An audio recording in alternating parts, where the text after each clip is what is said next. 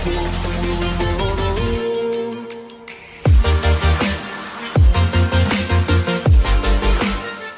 today, the two of us, with literally thousands and thousands of stages and online digital conversion mastery, over $10 million in production per year, millions of dollars per year over a sustained period of over 25 years in my own life, we will now reveal to you how to overcome the top over 20 objections. By show of hands, would that be useful? Yeah. Are you getting it? Could that be a single mission-critical skill set of what to say, how to relay it, whether it's through metaphor or allegory or example? Because we're going to be using a variety of different solutions. So, Juna, first, this is called the bump objection. So the first thing we do is we intentionally bump into it. Now, when he bumped into me, he just transferred $5,000 into my rear pocket. So I'm okay, and I have no objection. Right now, we will begin. Number one, please write down the following. There are no problems unless you acknowledge them. I said this to you yesterday. There are no problems unless you, if you're in front of an audience and you trip on a word, take a breath, continue. Don't lose your cool. You drop something on the ground, they'll pick it up for you. You pick it up. It's not a problem unless you make it a problem. Your computer freezes.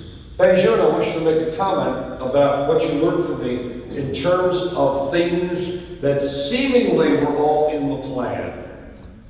Joel is the genius at this, okay? At one of the live events that I was supporting him at, right at the close, there was the blue screen of death. When everybody was lining up, all the way to take out the credit cards, blue screen of death came up, everything froze, there's no slides left, and Joel continued like it was all part of the plan. And what Joel said, what was brilliant at that time, I remember I was just mesmerized by it. What he said was, judge someone not when things are going well, but rather when things are not going well.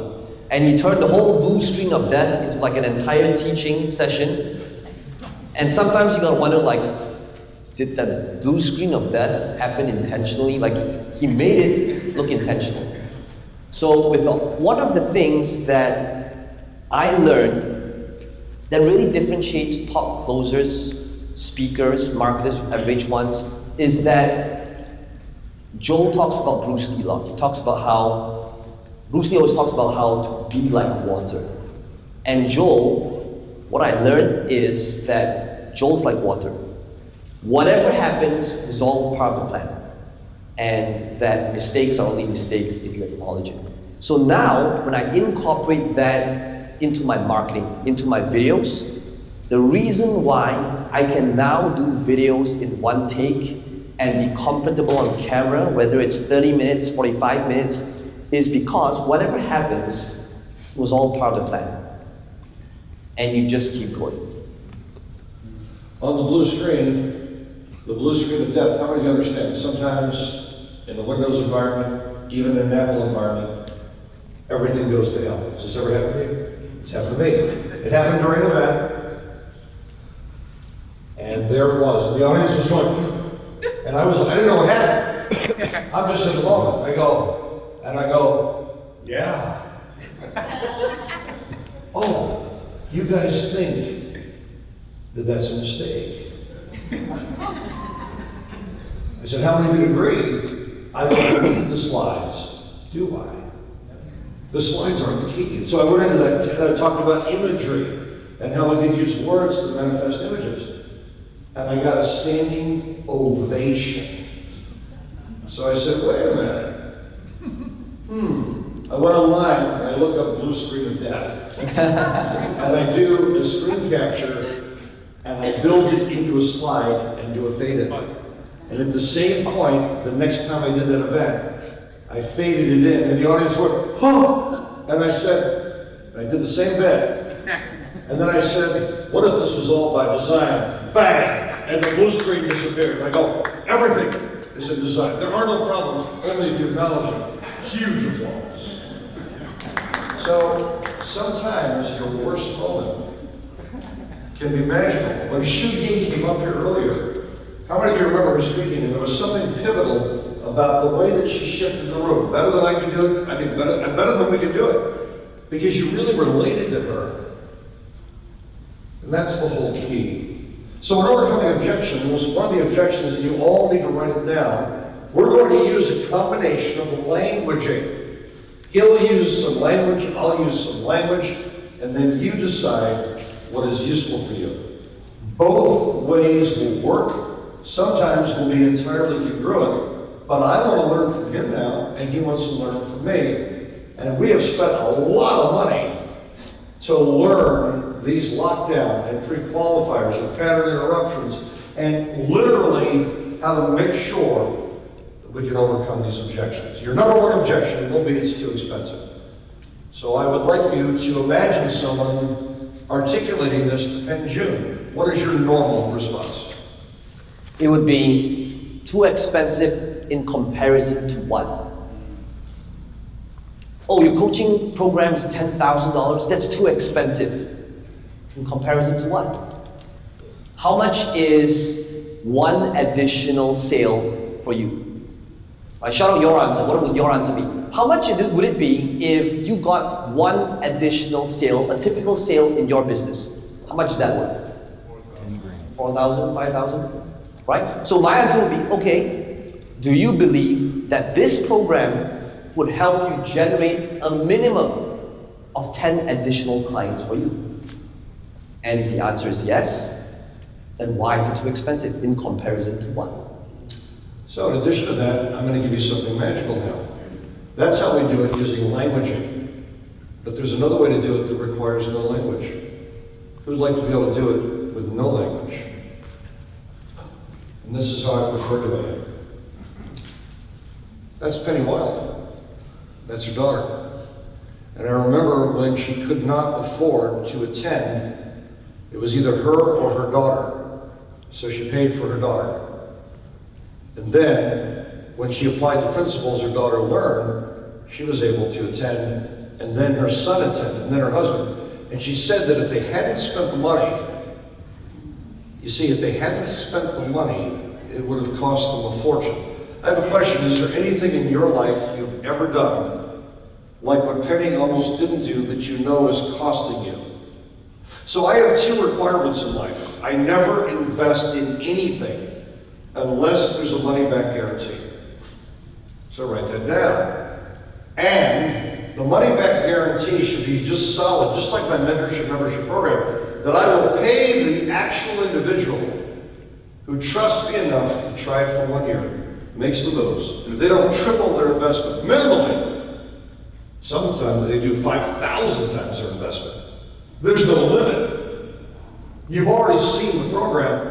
So if money is a concern, and you don't triple your investment in the first year, after making all the moves in the mentorship membership program, I will pay you $1,000. So money is never a concern. Your real expense will be not doing it and trying to find all the solutions. You won't find them. So you can use language alone, or you can build it back to your guarantee and actually offer to go the next step, because anyone who makes all the moves in his programs or my programs, we know will transcend their expectations. Is this useful for all of you? Yes. By show of hands. So in overcoming objections, by show of hands, how many of you would agree? Are we on the same page? Are you getting it? These are all embedded commands. By now, surely you would agree. By now, these are very fundamental embedded commands. How many of you can't imagine not knowing exactly what we learned here and how you will apply it? That's a future phase. So language is real important. In June, concern number 2, objection number 2, it's too much time to study with you. I mean, come on, an entire weekend. For sure. The question is, what would you be doing if you weren't doing this thing?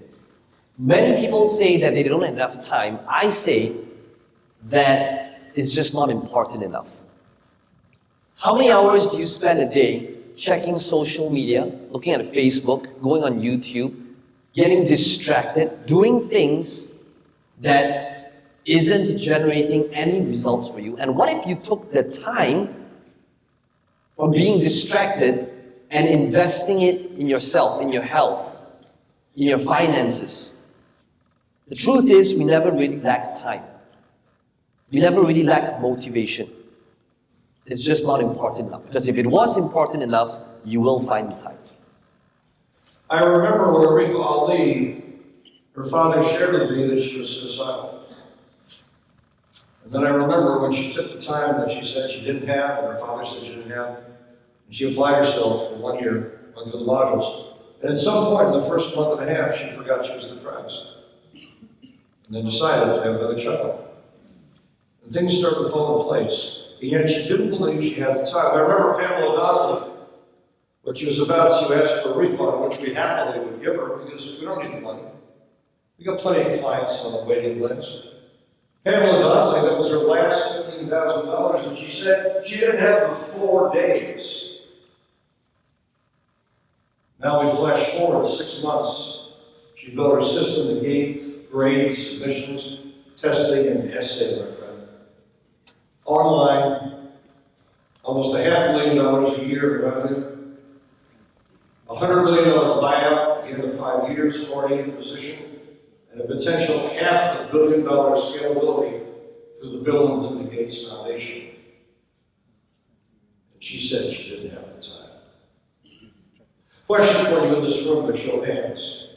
How many of you, if in 2 days we could quadruple your income, maximize your time, keep it exciting for all 4 of those days of training, where you literally didn't want to leave, how many of you think you could make time for an experience like that, where money is no concern and your freedom is valued? And to put things into context before we move on to number 3, it's this, okay? So some of you could be thinking like, how does this apply to me? How do I actually benefit from knowing the answers to all these different objections? Okay, so we talked about Facebook and how this could be used as an ad to retarget the people who came to your pages but didn't buy. And each of these concerns is a video each. On top of that, you could also take these individual videos and upload these videos on your sales page, and you've seen Joel do this, right? If you've been to his sales page for his masterclass, is that every single concern, too expensive, not enough time, what if I'm just a beginner, what if I don't know what my market is, what if I don't know my passion, all of these different objections are all 1 videos each, and Joel answers them in like 30 seconds to a minute, and he places them on the sales page. This can also be used if you are on a webinar, and you're creating your webinar slide deck, and at the end of the webinar, what you say is, so for those of you that's ready to invest, all you need to do is open a new tab, go to this website, and for those of you that's still on the fence, what I'm going to do is I'm going to answer some frequently asked questions, which I'm going to put up on the slide deck now. So the people that can invest, go ahead and do that right now. But if you're still on the fence, and what you're really doing is you're going through all these different objections so that people are still on the fence at the end of this webinar, you're just going through and answering and crushing all objections.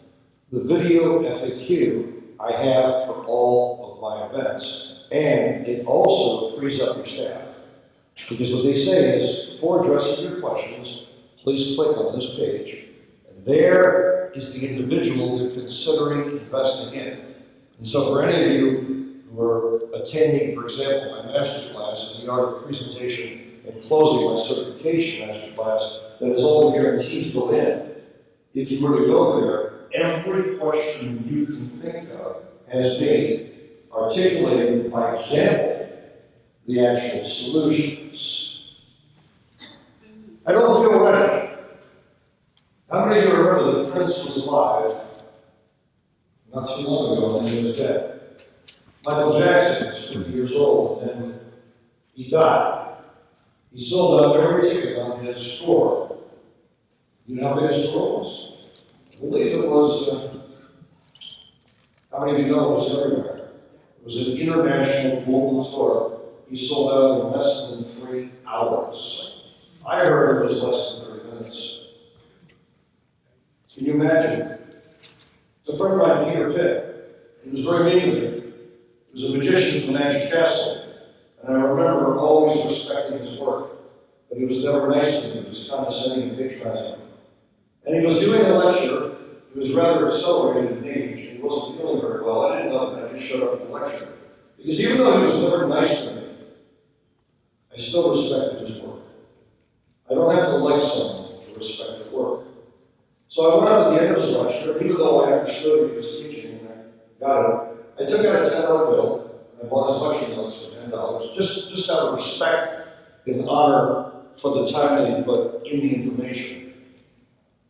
And he grabbed my hand with the $10 bill. He like clamped down on my hand. And he looked me in the eye and he said, "You don't know how much it means to me that you are here." And I remember tearing up. And then he died. Within 2 weeks. I didn't know that he was very sick. I didn't know that he had immune system deficiency. I didn't know that he would be gone. And so, man, it was never nice to me. You know, I don't feel ready. If not now, then when? The systems are proven. We can do no more. You've seen so much proof. It's to the point where you actually know what absolute truth is. The only person standing in your way is you. I pay you if you fail. I guarantee my results. You've seen nothing but truth and proof. It's your turn to shine. You decide. For those of you that don't take action now, it becomes painful financially. This opportunity is legitimately off the table when that clock hits 0. Comments? The truth is, when somebody says, "I do not feel ready," what I'll say is, if you think about really anything that is scary, that will make us grow, that pushes us and stretches us out of our comfort zone, we will never be ready for it. Many people say, "I'm waiting for the right time. I'm waiting for inspiration to write my book." When does that inspiration ever happen? Like, what does that even mean? Does it mean that one day we're waking up and we're walking in the woods and we see this bird and this bird gives us the inspiration and finally we say, "I am ready to write this book"? Anything that challenges us, that pushes us out of our comfort zone will always be scary. Any dream worth fighting for, we'll always feel that we're not ready for it. We don't wait for the feeling to take action. We take action, and that is when we get the feeling to do it. Most of the time, people want to do something when they feel like doing it. But the thing that separates champions with average people is that they will do it even when they don't feel like doing it. Anybody can go to the gym when they feel like doing something. But it is the days when they don't feel like doing it that separates champions from ordinary people. So anything, any dream that's worth fighting for, any challenge that will take you out of your comfort zone, you will never feel ready for it. But you do it anyway because that is what gets you ready. I need to discuss it with my spouse. I have a question for you. Does anyone in this room have someone in your life that often, somehow, maybe not intentionally, but sabotages almost every time you try and move forward? They find the negative, the pejorative. They find the reason for you not to embrace an opportunity that would have changed your life. The master class, the majority of you have already inquired about and taken action, and of course, I only have so many seats. Many of you want to discuss it with someone, so I have a question.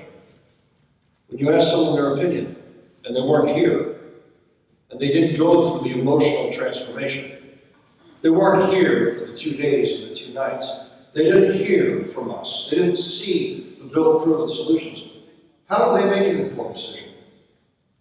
How many of you heard people before you even came here tell you that this was not a good idea? It was a waste of your time, hotel money, transportation. Who here was told they didn't need to come to this? Surely some of you. How many of you agree that the majority of the time you're given direction from others, loved ones, that the direction is based upon no logical or proof foundation? It's just someone's feeling, a feeling based on nothing. Absolutely nothing. You know in your heart that sometimes you need to make a decision that will change that person's opinion in your life because for some reason they were dealt a bad hand mentally and emotionally. If you need a phone home, I don't want you in my program. If you need to ask someone else their opinion, I don't want to train you. I want to train people who know what they're doing, know what you're doing, know the decision you're making now will change your life. I don't want you doing the hokey pokey with 1 foot in and 1 foot out. So depending on the context of this question, if let's say this question was on a phone call, and I know that someone from my team is going to go on this call, one of the most common objections is this one. When they say, I need to speak to my spouse or I need to think about it. So one of the things that's really crucial to pre-frame this in advance is to say this. It would be, Grace, so the purpose of this call is to find out if you are a good fit for this program. Now, usually, at the end of this call, there will normally be 3 main outcomes.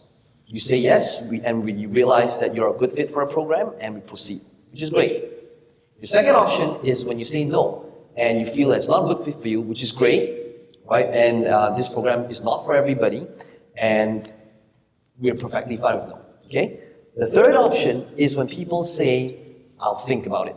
Let me ask my spouse. I want time. And we all know that the truth is we never really go home and think about something.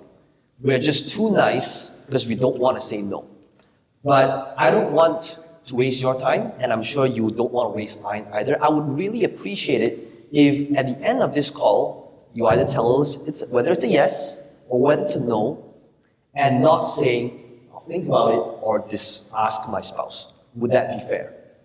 Now, when you do that, what essentially happens is that you are framing the entire thing and you're increasing the odds of them saying yes because you've already said in advance. And so now, it's very clear-cut. It's either a yes or a no.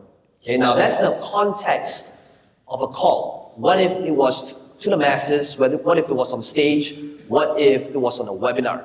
Okay, to answer this thing, I need to discuss my spouse. It would be this.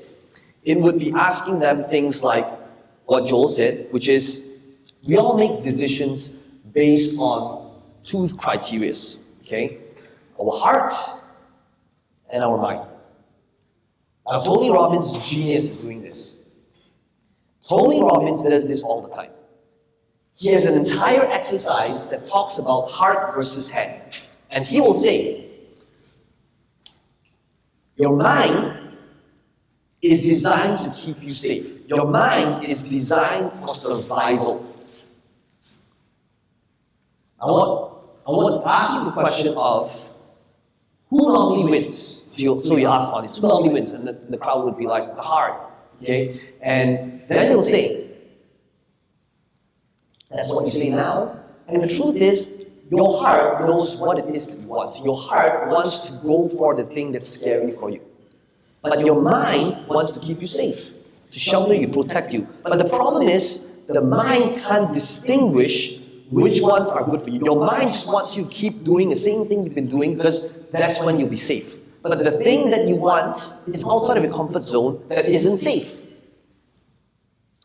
Now, when you've conditioned your crowd to understand that heart is always more powerful than the mind, because heart is ultimately what you really want, during the close, that's when you anchor back in. Tony Robbins does this all the time, and he will say, so it's time to make that decision. What is your heart telling you right now? Okay? And when people are able to make decisions based on what they really want, heart, this objection of, let me speak to my spouse, wouldn't even be there. Because your heart knows what you want. These are two professionally trained master closers.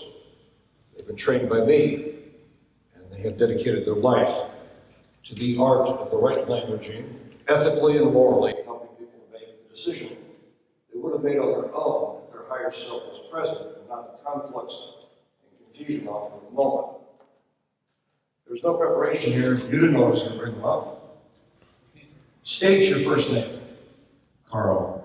Carl, please address this concern. It's not the right time concerning the current master class that many of these people are considering. Not the right time? If not now, then when? Would you like to take that a little further? Depends. Depends on why are you here? What brought you to this event? Are you looking for a change? State your first name. Titas. It's not the right time. When do you think is the right time to make the change? So this is an example of just two concepts. I mentioned to you the prince is gone. I mentioned to you that I've lost 9 friends in the last 2 years. And I remember they had plans. How many of you had plans to spend more time with your parents? Grandparents? 2 of my wife and I friends lost a child. Do you know what that man, her cousin, Bob, would give to just have 5 minutes with his son? You say it's not the right time. This is the only time you have. You don't know when it's up. There is no past. There is only the present. That is a fact. I'll tell you a secret. If you don't take action now, you won't take it. This I know, as I stand before you from experience. If you do not make this decision now, the money it will cost you, that's obvious. Millions upon millions of dollars that you would have had. The freedom that you would have had. The leverage that you would have had. The clarity. And the ability for you to live your life on your own terms. If not now, then when? The most famous words ever uttered. If not this, then what? If not me, then who? Who else has the experience? Who else has the track record? It's just not the right time. As Joel is saying this, I noticed that like 50% of you is not writing down what he's saying. Joel is giving you the script right now, and some of you might not realize that, okay? He's showing you what you should be saying in your videos, in your presentations, on your webinars. So one of the things I mentioned earlier is always look at what Joel is saying, right? Like this is the entire script, okay? And that is a much deeper level of learning. So, not the right time. When is it ever going to be the right time? When are the stars ever going to align for you? One radical decision can be a life-changing moment. And this is one of those moments. Real estate, you already know, is going up on average. In every major city in the world, prices of property double every 12 years. When is it ever going to be the right time to get involved in real estate? You ask most people would be last year, last decade. Okay? But the next best thing to start is today. Facebook ads, when is it ever going to be the right time? Prices of ads double every single year. If you think this year is expensive, wait till next year arrives. You're going to realize that this year was a steal. Now let's shift. We are at an event here for real. So if you're watching this video, if in fact we ever decide to share this or allow people to invest in it, how many of you in this room sincerely value the time we're spending with it? Is this useful? If you don't learn them, by the way, I'm not making this about me. I'm just showing you a slice. He's showing you a slice. Here's another master closer. Someone from my trusted inner circle. Someone who's dedicated his life. But this man has a resource that even we don't have. This man comes from law enforcement. This man deals with liars every day of his life, the worst kind. Pedophiles, rapists, addicts. This man this man is a part of the law enforcement system of the United States. He's used to people making up things in the moment. People who are pathological. People who actually believe their lies. And yet you've learned to kind of discern the truth, and your gut has taken you far, hasn't it? Yes, it has. So I'm going to ask you a question.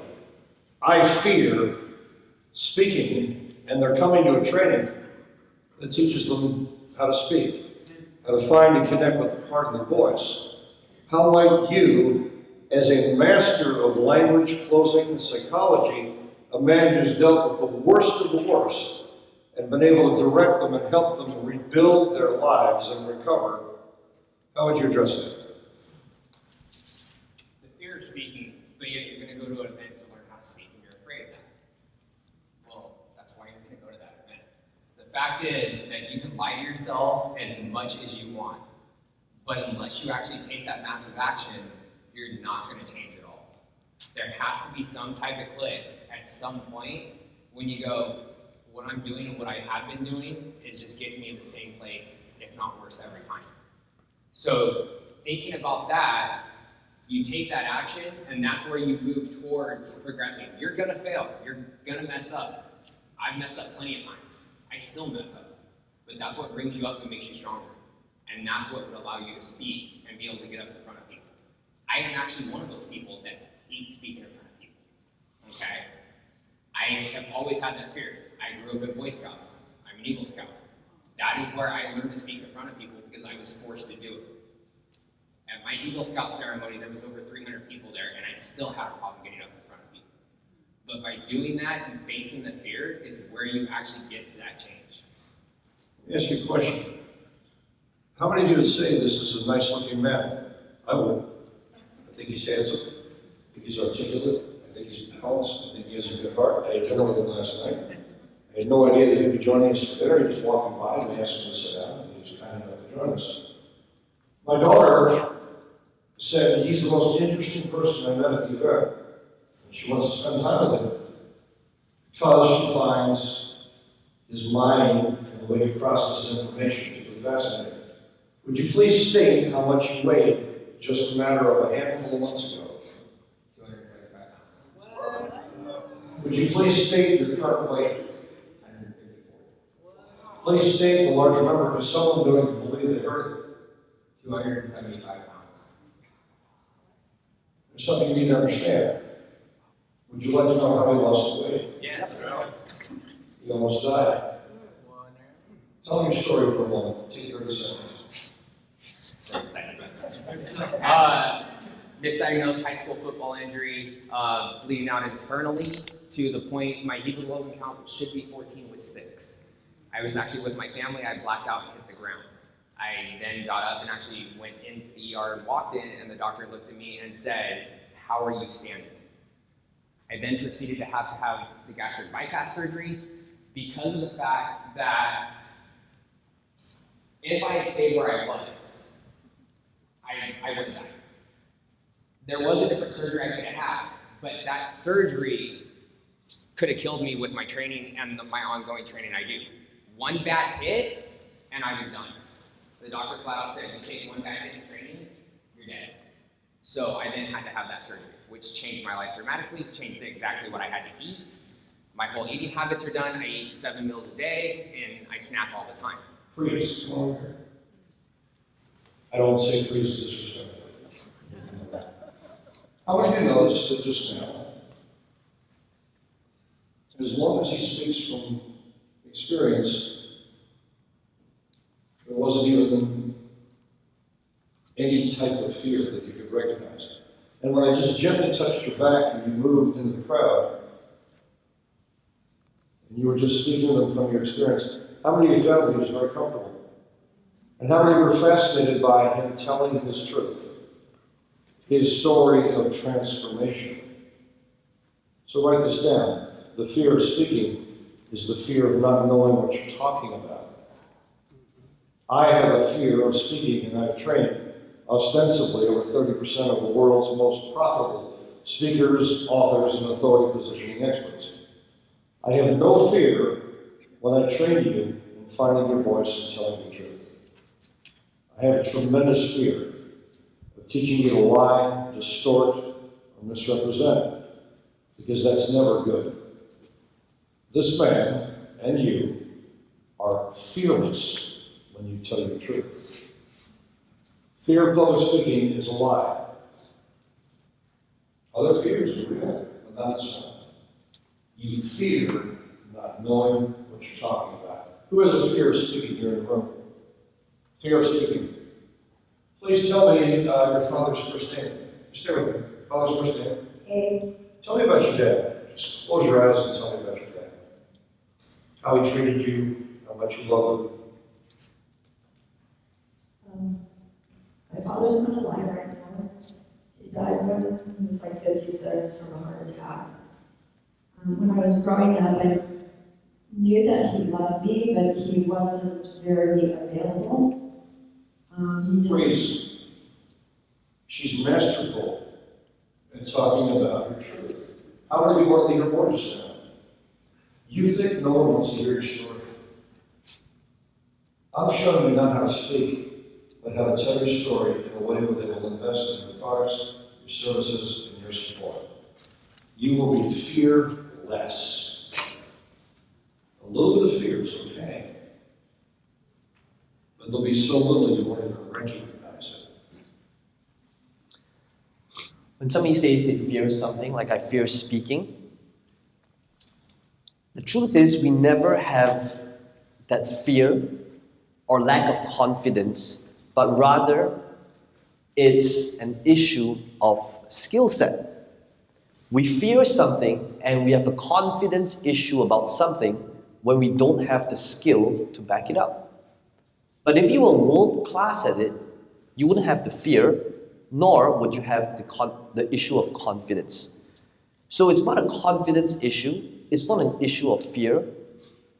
It is the lack of skill set that makes you have that fear. Speaking was scary for me when I didn't have the skill set. But because I learned it, I practiced, and I mastered it, I don't have that fear anymore because I acquired and I learned that skill set. And speaking is the same thing. Speaking is a learnable, transferable skill. And what if you could actually learn and acquire that skill, and when you have that skill, you become fearless. Doesn't feel right for me. I remember Stephen, he ran a company, still runs it, called Cold Gold Cowboy Productions. And it's right here in California. It's in Palm Springs. And he invited me for a meeting, and he said he would pay me $10,000 a day to articulate his message from the skill sets that I have. By show of hands, would anyone here like to generate $10,000 per day? Every day a cashier's check would come. Every day by FedEx, a cashier's check would come. Now Cheryl, my wife, the woman I've been with for 36 years, would you please confirm that checks for $10,000 came every day? And it went on for over a year to the tune of $1.4 million.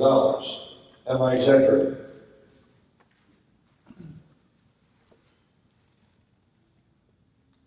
I'm waiting for an answer. It was $1.4 million. Yeah, it was $1.4 million. Question for you, how many could use 1.4 million? All I had to do was speak from the heart and deliver his message. And so I had to find the truth. There's a problem though. When I met him for lunch to discuss this scenario and this commitment, he handed me this clicker. This is the original. He handed me a Dell laptop computer. And I was an Apple guy, and I had no idea how to use that PC, nor had I ever worked with PowerPoint. I had no idea how to open the PowerPoint. I had no computer skills other than a few little graphics things on my Mac. And so I was right. I didn't say that. I wanted the money, I wanted to take care of my family, I wanted to leverage those that I love. He said, you just open PowerPoint, go through the slides, all the information's there, study. Your first gig is in 2 weeks. And I've already sent you 3 checks for $30,000. It didn't feel right. But I did it. The first time I did it, I felt terrible. Disconnected, like I didn't understand what I was talking about, because I got a little confused. And then I did it again, it got a little easier. And after the 5th or 6th time, it started to become a behavior. So if this doesn't feel quite right, it's not supposed to. It's new. But what does feel right to you is all the proof you've seen, the people you've related to, and the fact that I have a track record, and the fact that I will give you all your money back at the end of day 1, if when you get there, it doesn't feel right. If when you meet the people that I've handpicked, the accountability partnerships, the alliance partnerships, if it doesn't feel right, just go home at the end of the day. Wire back your money, right back in your bank account, nothing happened, you had a free day of training, but don't test it. Come with high expectations. I will transcend. It's not supposed to feel right, but it's supposed to feel like you know that if you don't have this answer, and you don't have these skill sets, and you don't have the solution, that you're not going to be accelerating or changing your position or your point of view. In fact, nothing may change, and that's not good enough. And so fear of the unknown, it's fair. Maybe you don't feel entirely like it's right. But show of hands in this room, how many of you know that if you did it, it would significantly shift where you are now? And how many of you know if you did it, it could monetize in ways that you never imagined possible? And how many of you know that, like the people you've seen in this room, it could change everything? And it might be the defining, most significant moment in your life. The things that scares us, challenges us, to get us out of our comfort zone will never feel right. I remember when there was a point in time where fitness and health was never part of my life, was never part of my life's equation. I've always been this skinny kid in school that lacked confidence, primarily because, number one, I had an eating disorder, and I weighed about 50 kgs, which is approximately 100-ish pounds. So I was just skin and bones, never felt confident, and health and fitness was never a thing of mine. And I remember when I made that decision to change the quality of my life, my level of confidence and how I looked, when I went to the gym, I had all these different considerations in my mind. Because it didn't feel right. What didn't feel right? The thought of driving to the gym, looking for a car park, and then the thought of parking the car, heading over to the locker room, putting all my clothes in the locker room, on the hanger where all the clothes would tip one side, and then after that, what if I went into the gym and I'm lifting my pussy weights when all these muscle-up juice heads are just, doing a thing. All these things just didn't feel right. But when it comes to eating a cheeseburger, it's just one step. You just eat the cheeseburger, right? Feels right. So the truth is, the things that will always challenge us and get us out of our comfort zone will never feel right. And that is why, all the more, you have to do it. I can't sit that many days. If you are a masterclass graduate of mine in this room, please stand up only if you wanted the event to never end. And how many of you, before you came to the event, thought it was going to be difficult, but in fact, I don't let you sit very long. I have a perfect balance of getting you up and interactive, and then you want to sit down. Because I balance it. It's interactive, it's proactive. How many of you wanted it to last longer because you got the work on you and you were oscillating at a frequency that was in perfect harmony with people of like mind, with like intention? And that's so rare. You got to work on you and then take care of those you love.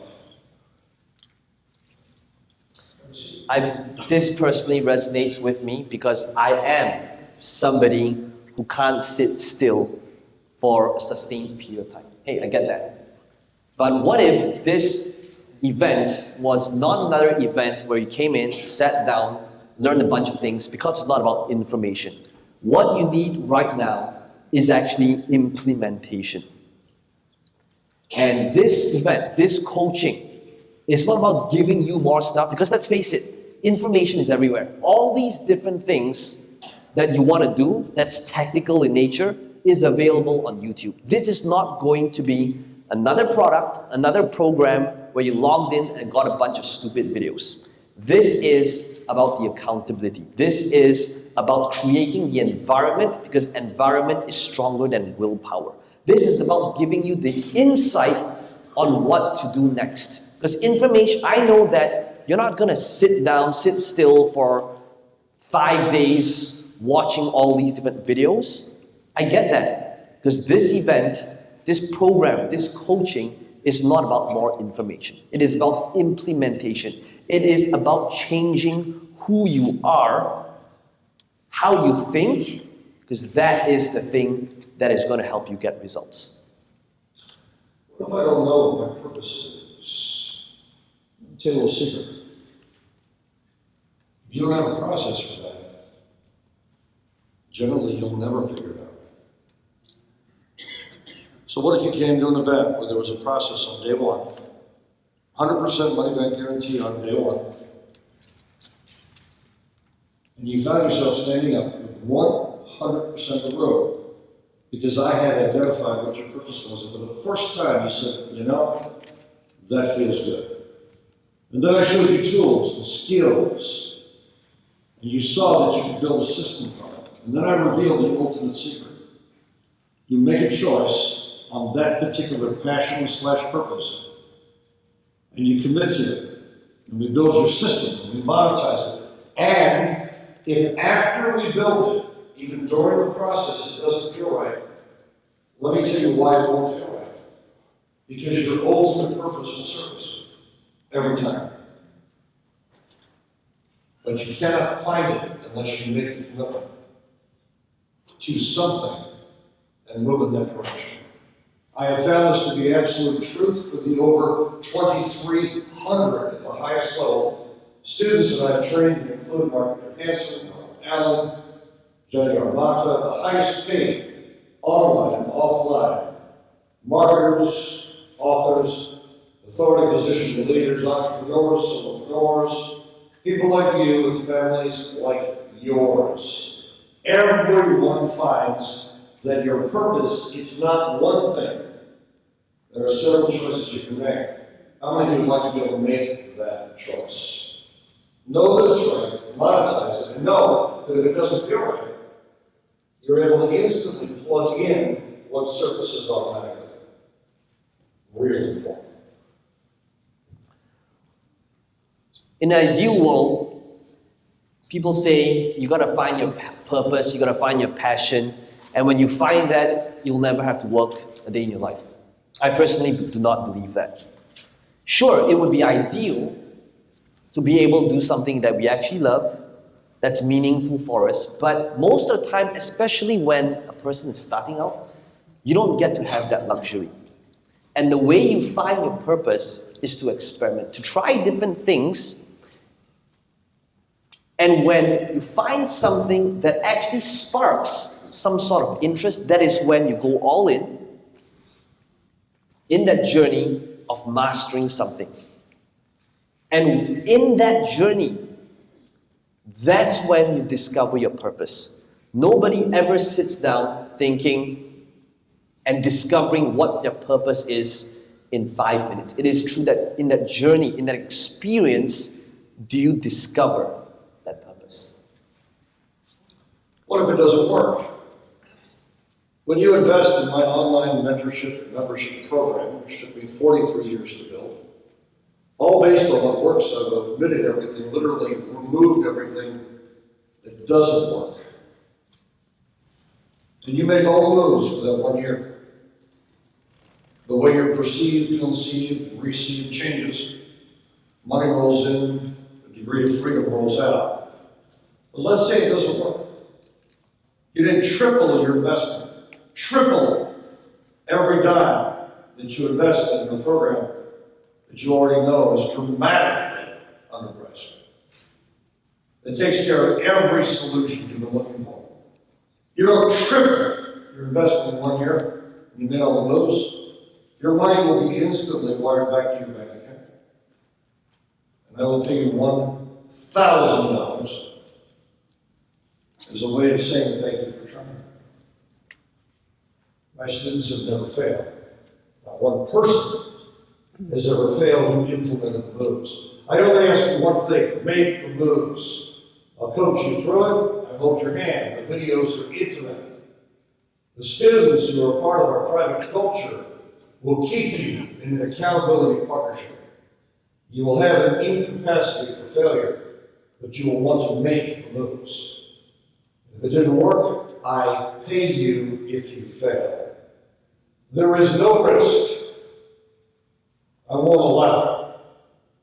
I'll take care of you in ways that even your parents and or your business partners have never taken care of. I will pay you if you fail. What if it does not work? Well, let me ask you this. What if it does work? What if you implemented the steps and you finally got the results that you've always wanted? I remember when I looked at that P90X commercial as seen on TV with those gadgets, and I thought to myself, I want that body. It's not that it's not that thread mills don't work, it's that you are using thread mills to hang your clothes. That's why it doesn't work. It doesn't work because you're not putting in the work. That's when it does not work.